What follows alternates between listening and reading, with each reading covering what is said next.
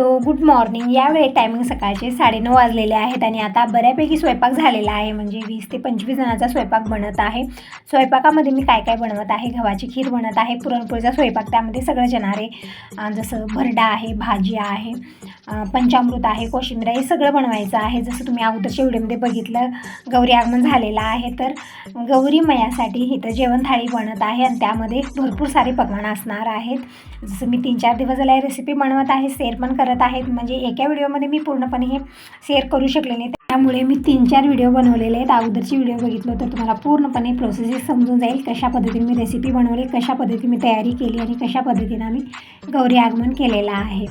तर आता मी बनवत आहे इकडं पंचामृत, म्हणजे खीर बनलेली आहे गव्हाची, आणि इकडं पुरण पण बनलेलं आहे. आणि पुरण मी कमी गॅसवरती शिजवत आहे, म्हणजे तिकडे माझं लक्ष आहे दोन्हीकडेही. म्हणजे कसं आहे, आता मॉर्निंगला आपली रोजची धावपळ थोडीशी वेगळी असते, म्हणजे सगळ्यांचं जेवण खाणं असतं, पण आज जास्त प्रमाणात स्वयंपाक बनत आहे. आज माझ्या मदतीलाही कोणी नाही, म्हणजे प्रत्येक वर्षी पूजा येत असते गावाकडनं, पण यावेळेस पूजा आलेली नाही आहे. म्हणून जे हे करायचं आहे, मला एकटीला करायचं आहे, थोडीशी धावपळ आहे. म्हणजे मॉर्निंगला मी थोडंसं लवकरच सुरुवात केलेली होती, कारण जेव्हा आपल्याला एकटीला करायचं आहे हा विचार येतो, त्यावेळेस आपण कुणाची आशा न करता फटाफट सगळी कामं आवरत जातो, कारण आपल्या म्हणजे कुणाचा वेटच नसतो ना त्यावेळेस. आता कोणी येणार आहे तर आपण थोडासा विचार करतो की निवांत करूया, ती पण येणार आहे, आपली हेल्प करेल, असा विचार येतो. पण ती आशा नाही आज, म्हणून मी थोडंसं फास्टमध्ये सगळी कामं आवरत आहे. जसा वेळ भेटेल दिला तसं मी कामं आवरत आहे. आणखीन मला गौरीमयाचं डेकोरेशन पण करायचं आहे आणि नैवेद्य थाळी तयार करायची आहे. यामध्ये भरपूर सारे पकवान असणार आहे, 16 भाज्या असणार आहे. 16 भाज्या निवडून घ्यायच्या आहेत मला.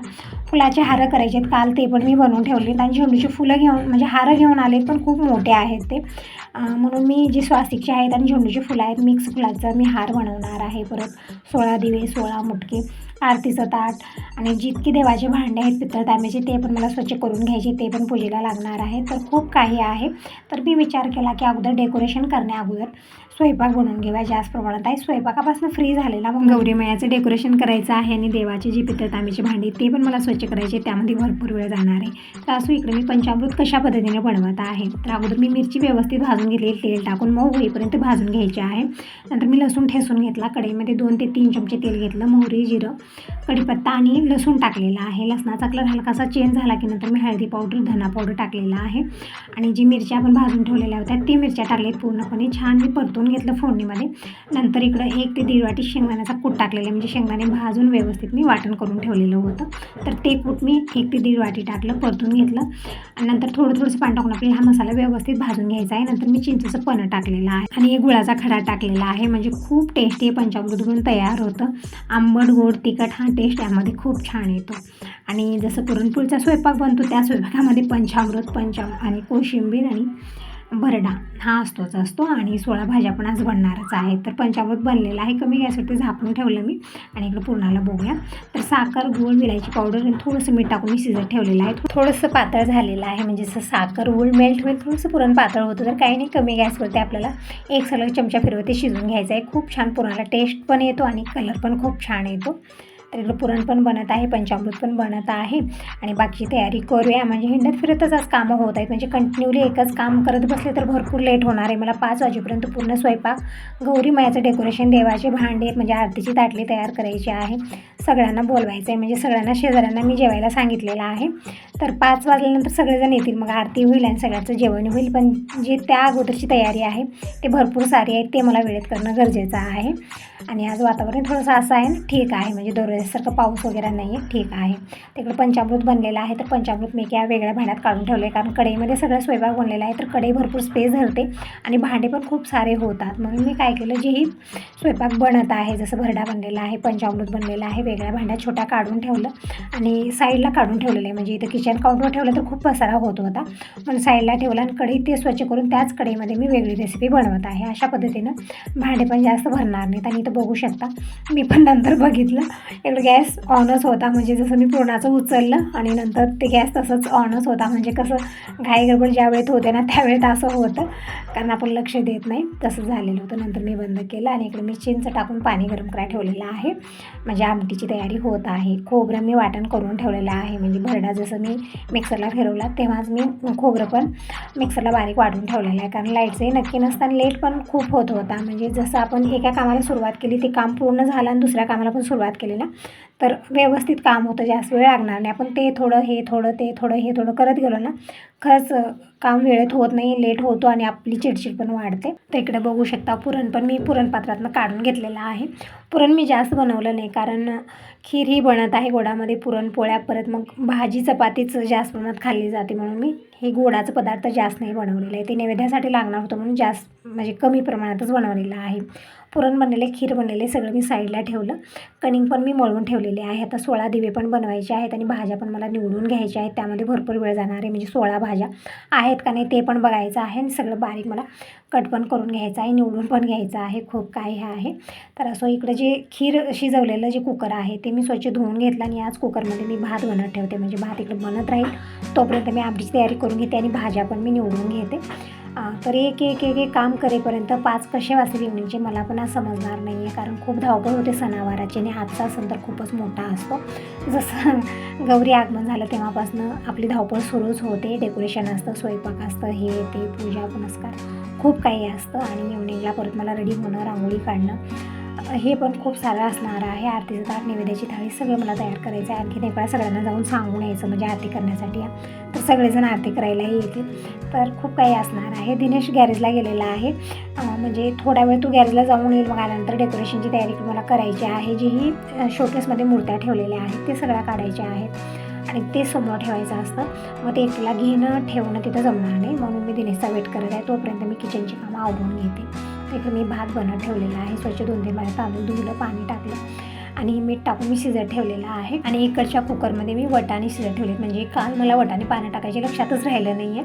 तर मी मॉर्निंगलाच गरम पाण्यामध्ये वटाणे भिजत घातलेले होते. थोडासा वेळ जास्त लागतो यामध्ये, तर 1 तास 1.5 तास ते भिजलेले आहेत. तर मी आता इकडं स्वच्छ धुवून कुकरला लावलेले आहेत, म्हणजे कुकरला 2 शिट्या झाल्या तर वटाणे परफेक्ट शिजतील आणि मला भाज्यामध्ये टाकण्यासाठी लागणार होते ते. तर या ताई आलेल्या आहेत, तर त्यांना मी भाज्या निवडायला दिलेल्या आहेत. म्हणजे इकडे भाजी निवडण्याचं काम होत आहे, तोपर्यंत मी आमटी बनवून घेते. तर जे स्वयंपाक बनत आहे मी इकडं देवाऱ्यापाशी आणून ठेवलेला आहे साईडला, कारण किचन काउंटर भरपूर स्पेस धरतात ते, म्हणून तिकडं ठेवलेलं आहे. आणि आता मी पटकन आमटी बनवून घेते. तर पूर्ण तयारी झालेली आहे आमटीची. खोबरं मी बारीक वाटून घेतलं, कोथिंबीर बारीक कट करून घेतलेली आहे, लसूण इथे 10-12 पाकळ्या मी ठेसून घेतलेला आहे, कढीपत्ता घेतलेला आहे आणि पातेलं पण मोठं घेतलेलं आहे, म्हणजे कढीत म्हणजे ही जी आमटी आहे ना थोडीशी जास्त प्रमाणात बनवायची आहे. तर या पातेल्यामध्ये मी 3 ते 4 चमचे तेल घेतलं, मोहरी टाकलेली अर्धा चमचा आणि अर्धा चमचा जिरं टाकूया. ते छान चटकल्यानंतर कढीपत्ता टाकू आणि लसूण टाकायचं आहे, म्हणजे तयारी अगोदर झालेली आहे. आमटी बनवायला जास्त वेळ लागणार नाही. आणि जे डाळीतलं कट काढून ठेवलं आहे त्यामध्ये मी 1 ते 1.5 चमचा लाल मिरची पावडर टाकून मिक्स करून ठेवलेला आहे. म्हणजे अशीच लाल मिरची पावडर आपण फोडणीमध्ये टाकले तर करपायचं हे असतं, त्यामुळे अशा पद्धतीनं कटामध्ये टाकून घेतलेलं आहे. आणि चिंचचं पण मी काढून ठेवलेलं आहे, म्हणजे पूर्ण तयारी झालेली आहे. आणि पुरणपोळीच्या स्वयंपाकात सगळ्यात स्पेशल असते आमटी. आमटी छान टेस्टी झाली ना मग पूर्ण स्वयंपाकात छान झालेला आहे. तिकडं लसूण मी टाकलेलं आहे, परतून घेतलं. लसणाचा कलर हलकासा चेंज झाला तरी तर मी 1 वाटी वाटलेलं खोबरं टाकलेलं आहे, परतून घ्यायचं आहे. खोबरं टाकल्यानंतर खूप लवकर जळायला लागतं, म्हणून या प्रोसेसमध्ये आपल्याला गॅस कमी करायचा आहे. आणि आता टाकूया सुके मसाले, जसं अर्धा चमचा हळदी पावडर, थोडीशी लाल मिरची पावडर टाकलेली आहे, कारण मी कटामध्ये पण टाकलेली आहे. 1 चमचा धना पावडर टाकलं, परतून घेतलेलं आहे. आणि शेवटला टाकलेली मी कोथिंबीर, म्हणजे फोडणी म्हणून तयार झालेली आहे. आता टाकूया यामध्ये जे डाळीतलं कट काढून ठेवलेलं होतं ते टाकलेलं आहे, छान मिक्स करून घेतलं.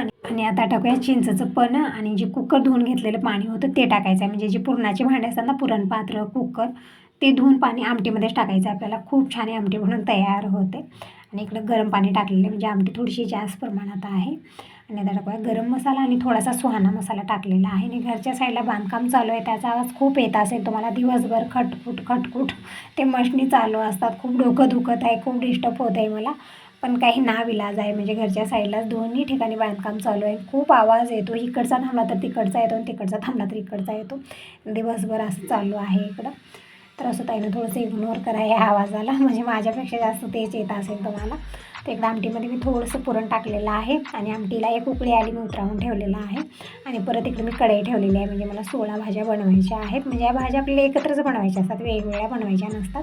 तर या भाज्या ताईनं मला निवडून दिलेल्या आहेत. तर यामध्ये 16 प्रकारच्या भाज्या आहेत, म्हणजे सगळ्या प्रत्येकी 1-2 फोडी असतात, जास्त नसतं हे. आणि बाकीची मी टमॅटो आणि बटाटा टाकून ही भाजी बनवणार आहे. तर सगळ्या भाज्या मी अगोदर स्वच्छ धुवून घेतलेल्या आहेत. तोपर्यंत कढई पण गरम झालेली आहे. इकडं कांदा पण बारीक कट करून घेतलेला आहे आणि 2-3 चमचे तेल टाकूया. ही भाजी पण जास्त प्रमाणात आहे, म्हणजे जसं मी खीर बनवली, पुरण बनवलं, कमी प्रमाणात आहे, पण भाजी चपाती हे थोडंसं जास्त प्रमाणात बनवणार आहे. तिकडे 3-4 चमचे तेल घेतलं, मोहरी टाकलेली आहे, अर्धा चमचा जिरं टाकलेलं आहे. ते छान टाकल्यानंतर मी कढीपत्ता टाकला आणि 10-12 पाकळ्या लसूण वाटून टाकायचा आहे. तर इकडे जोपर्यंत फोडणी तयार होत आहे तोपर्यंत मी इकडे लसूण पण ठेचून घेतलेला आहे. आपल्याला लसूण जर टाकायचा नसला, कांदा टाकायचा नसला तर आलं आणि हिरवी मिरची टाकून आपण ही फोडणी तयार करू शकतो. पण मी इकडे लसूण घेतलेला आहे. लसूण टाकलं आणि छान परतून घ्यायचं आहे. हलकासा लसणाचा कलर चेंज झाला की त्यामध्ये आपल्याला ही भाज्या टाकून परतून घ्यायचा आहे. आणि इकडं मी वाटाणे शिजत ठेवलेले होते, तर कुकरला 2 शिट्या झालेल्या आहेत. तर बघूया आता वाटाणे व्यवस्थित शिजले की नाही. म्हणजे मी रात्री भिजत ठेवले असते तर व्यवस्थित ते भिजले असते आणि मला वेगळं शिजवण्याची काही गरज नसते. पण लक्षात राहिलं नाही या धावपळीमध्ये असं होतं ना, जेव्हा आपल्याला घाई गडबड असते त्यावेळेस असं होतं. तर लसूण पण व्यवस्थित मी परतून घेतल्यानंतर मी कांदा टाकलेला आहे. मोठ्या आकाराचा कांदा बारीक कट करून घेतला. व्यवस्थित परतून घेऊया. तर कांद्याचा कलर हलकासा गोल्डन ब्राऊन झालेला आहे. आता टाकूया सुके मसाले.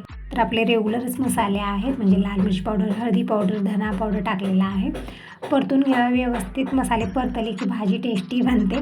आता टाकूया कोथिंबीर, परतून घेऊ आणि जी भाजी इकडे कट करून ठेवलेल्या आहेत ते भाज्या टाकायच्या आहेत. म्हणजे मी कट केल्यानंतरच धुवलं. तुम्ही म्हणता की ताई भाजी चिरल्यानंतर धुवू नये, तर तुमचं योग्य आहे. पण अगोदर एक एक भाजी धुवायला मला जमलंच नाही, ती मोजायची पण होते. म्हणून मी काय केलं, अगोदर मोजल्या आणि निवडून घेतल्या, मग नंतर मी धुलेलं आहे.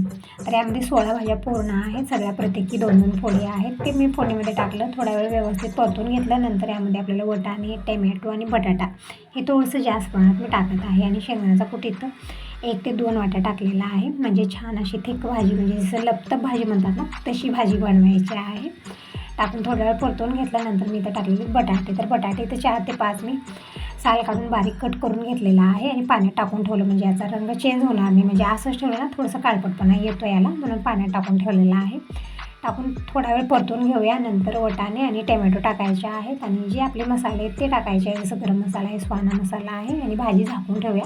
निवांत भाजी शिजत राहील तोपर्यंत मी बाकीची कामं आवरून घेते. किचनमध्ये पसारा खूप झालेला आहे, म्हणजे आज ना खूप घाई गडबड, खूप धावपळ माझी मॉर्निंगपासून सुरू झालेली आहे.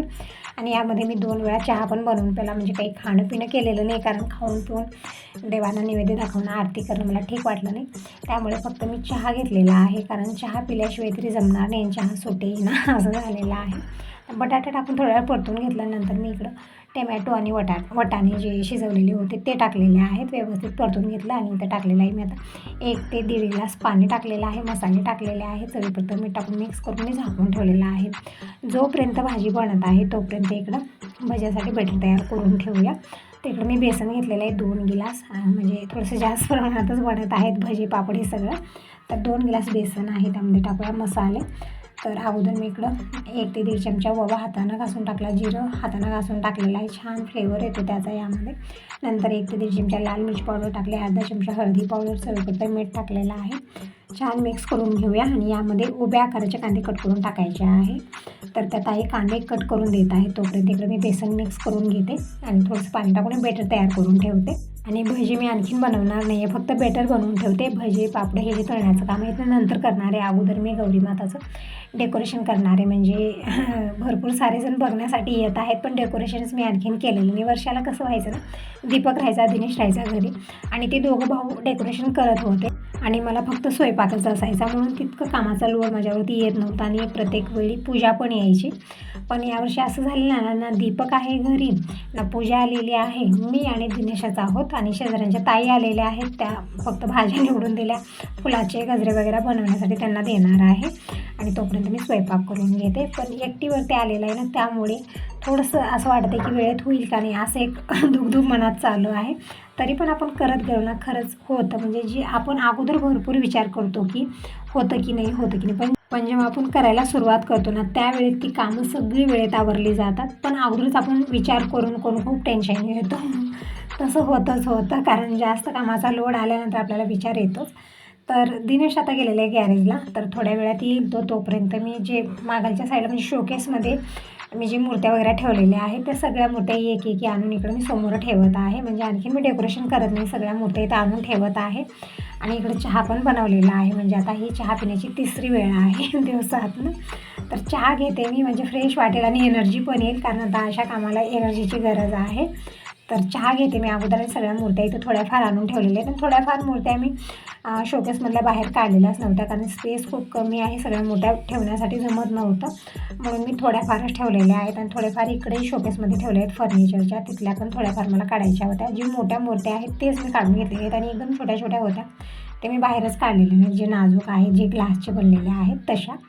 तर अगोदर मी इकडं गौरी मैयाच्या हातात मी पैसे दिलेले आहेत, आणि कारण नंतर देता येणार नाही, कारण आपण समोर डेकोरेशन केल्यानंतर येताच येणार नाही असं होतं, म्हणून मी अगोदर ही कामं करत आहे. ओटी बांधलेली आहे गौरी मैयाची मी. गहू खोबरं मी ओटीमध्ये टाकलं आणि दोरीने मी ती ओटी गुंडाळलेली आहे. पैसे पण दिलेले आहेत आणि अगोदर कळस मांडणी मी करत आहे, म्हणजे नंतर इथं थांबता येणार नाही, थोडंसं असं होतं ना, म्हणून मी अगोदर कळस मांडणी करते. मग नंतर जेही डेकोरेशनचा जेही आहे आपल्यासमोर जे ठेवायचं आहे खेळण ते नंतर ठेवणार आहे मी.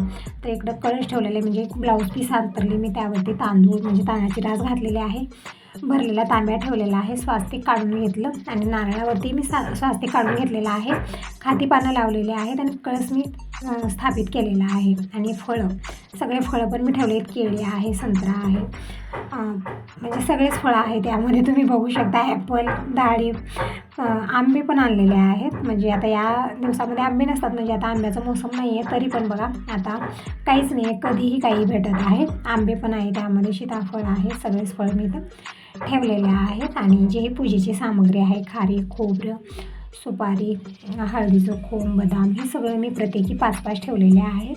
अशा पद्धतीने मी कळस मांडणी केलेली आहे, पूजेची सामग्री ठेवलेली आहे. आणि अगोदर मी गौरी मैयाचं पूजन करून घेतलं आणि फुलाचे जे हार बनलेले आहेत, म्हणजे झेंडूचे फुलाचे हार आहेत ना, खूप मोठे वाटत होते म्हणून मी ते घातलेले नाही आहेत, मी घरी बनवले, म्हणजे स्वास्तिकचे फुलं आणि झेंडूचे फुलं मिक्स हे हार बनवलेले आहेत आणि तेच मी गौरी मैयाला घातलेत. म्हणजे आता हे हार बनवून देत आहेत. आता दिनेशला म्हणलं की लायटिंग लाव, म्हणजे लायटिंग ही आम्ही आणखीन लावलेली नाही आहे. टायमिंग सांगेन यावेळी तुम्हाला, तर दुपारचे 2 वाजले असतील, आता मी तितकं बघितलेलं नाही आहे, पण 2, 2:15 इतकंच वाजलेले आहेत आता, कारण मॉर्निंगपासून धावपळ केली मी किचनमध्ये. स्वयंपाक वगैरे झालेले, फक्त मला भजी आहे, पापड बनवायचे आहेत आणि 16 दिवे बनवायचे आहेत. नंतर पुरणपोळ्या, चपात्या हे तर असणारच आहेत आणि ते इतक्या लवकर मी बनवणार नाही आहे, फक्त नैवेद्यासाठी मी थोडंफार बनवणार आहे. नंतर सगळेजण जेवण करायनंतरच मी गरम गरम पुरणपोळी बनवणार आहे, कारण एकत्रच पोळ्या आणि चपात्या बनवून ठेवल्या तर ते गार होतात आणि नंतर खावंसं वाटत नाही आहे, त्यामुळे जसं जेवण करायचं तसं मी बनवणार आहे. तर इकडं हे लायटिंग दिनेश लावत आहे, तोपर्यंत ही जी गुलाबासारखं जे याला आकार दिला आहे लायटिंगला, ते समोर ठेवायचे आहे. तर ते जिथं मी पूजा मांडलेली आहे, कळस मांडणी, तिथं मी ठेवलेली आहे. मी थोडीफार दिनेशची मदत करत आहे, त्याला समजत नाही आहे तितकं. दीपक परफेक्ट झालेला होता सगळ्या कामामध्ये, म्हणजे काही सांगावंच लागत नव्हतं, पण दिनेश कधीच ही कामं केलेला नाही आहे, त्याच्यावरती एकदमच लोड आलेला आहे सगळ्या कामाचा दीपक गेल्यापासनं. म्हणजे अगोदर दीपक घरचा मोठा आहे, म्हणजे प्रत्येक गोष्ट दीपक अगोदर करायचं, म्हणजे जे जसं आता आम्हाला सांगायचं आहे तर अगोदर दीपकला सांगायचं, नंतर दिनेशला सांगायचं, तसं होतं. म्हणून सगळ्या कामात दीपक परफेक्ट होता आणि सगळ्या कामाची जिम्मेदारी त्याच्यावरच यायची. दिनेशला कधी असा लोडच पडला नाही की ही कामं करायची आहे. दिनेश फक्त जेवण करायचं, कॉलेजला जायचं, घरी यायचं, एन्जॉय करायचं, इतकंच. घरात काय होतं आहे, कुठली पूजा होते, काय करायचं आहे, कशा पद्धतीनं करायचं आहे, तितका लोड त्याच्यावरती आलेला नाही. मी दोघांनाही कामात घ्यायची, पण तितकं प्रेशर जसं दीपकवर होतं तसं दिनेशवर नव्हतं, त्यामुळे तितकी जिम्मेदारी याच्यावरती आलेली नाही. पण आता अचानकच जिम्मेदारी आली, थोडंसं एक वेळा असं करतो ना, चिडचिड करतो की मम्मी हे पण करायचं आहे, मम्मी ते पण करायचं आहे, असं त्याला वाटतं. पण ही सगळी कामं केलीच पाहिजे, खूप इम्पॉर्टंट आहेत आणि मुलांना आलीच पाहिजे. आणि मुलांना कधी येतात, वेगळं शिकायची गरज नाही आहे आपल्याला, त्यांना स्वतःहून आपण लावून स्वतःहून ते शिकतात.